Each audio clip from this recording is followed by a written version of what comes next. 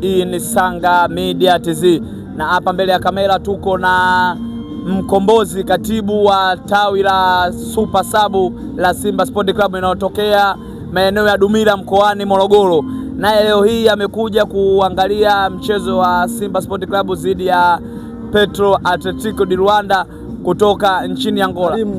Wa Sanga Media, habari za siku. Salama. Shabiki wamejitokeza kwa namba kubwa sana katika uwanja wa Benjamin Mkapa na hakuna kitu kingine zaidi ya kuja kuisapoti timu yao. Kwa ufupi, elezea jambo hili bwana Mkombozi. Sasa sisi watu wa Simba ni kawaida yetu kaka. Sisi watu wa Simba ni kawaida yetu, na naamini kabisa koramu ya leo itakuwa ni kubwa sana huko ndani, kwa sababu watu wamehamasika. Hivi muda so mrefu mimi nimefika tokea juzi, lakini sasa hivi natoka kuipokea timu yangu. Sisi wenyewe tawi kama tawi la Simba Super Sub Dumila tumeleta kosta hizo mbili kwa ajili ya kuja kuisupport timu yetu. Kwa hiyo ni jambo la kawaida, na unapoiona sura hii basi ujue ushindi ni lazima kaka. Simba Sport Club ikiwa inacheza inakuwa na wito wa watu kwa kiasi kikubwa. Hebu elezea kwa uchache hilo bwana Mkombozi. Watu wa Simba sisi ni watu wa mpira. Sisi sio watu wa bule. Nadhani hata uliona viongozi walitangaza kwamba mechi hii wafanye bule, lakini tuligoma, haiwezekani. Klabu ili iweze kupata mapato basi tunatakiwa tuichangie klabu. Kwa sisi watu wa Simba ni watu wa football.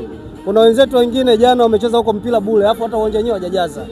Kwa hiyo kuhusu masuala ya wito, mechi yoyote sisi tutakuja kwa wingi, yaani viongozi wasipate shida, na naomba waendelee kutuwekea kiingilio. Masuala ya bure sisi huwa hatutaki. Na ndio maana tumetoka mbali Morogoro, tumekuja, kuna matawi yametoka Dodoma, mengine nimeona kuna matawi mengine yametoka mpaka Kahama kwa ajili ya mechi hii ya leo. Lakini kama ingelikuwa ni mechi ya Yanga usingekuwa unaona watu kaka. Sisi ni kawaida yetu wana Simba kuja uwanjani. Mkombozi, katika kundi lenu jana ulichezeka mchezo mmoja. Esperance de Tunis pamoja na Stade Malini. Mchezo kaisha ngadu, yani inamaanisha bila kufungana buyu. Stade Malini alikuwa ugenini katika ardhi ya Tunisia, akapata pointi moja. Je, kwa mchezo unaofuata Simba na kucheza na Esperance de Tunis, je, huenda ya matokeo ya leo yakamboost Simba zaidi katika mchezo wao unaofuata? Hakuna timu ya kutusumbua kaka. Kundi letu sisi ni kundi gumu, lakini hata wale tunaocheza nao wanaiofia Simba, wanajua ukubwa wetu. Jana Zanzibar kule timu waliocheza na ndugu zetu Yanga Falbati walisema timu kubwa, unajua timu hiyo ni moja tu Tanzania hii. Yaani wanacheza na Yanga, lakini Yanga sio timu kubwa. Kwa hiyo kwa ukubwa wetu lile kundi timu zote zinatuhofia sisi kutokana na ukubwa wetu. Kwa hiyo leo tunaongoza kundi na hakuna timu inayotusumbua. Sio kwamba kundi gumu, sio gumu.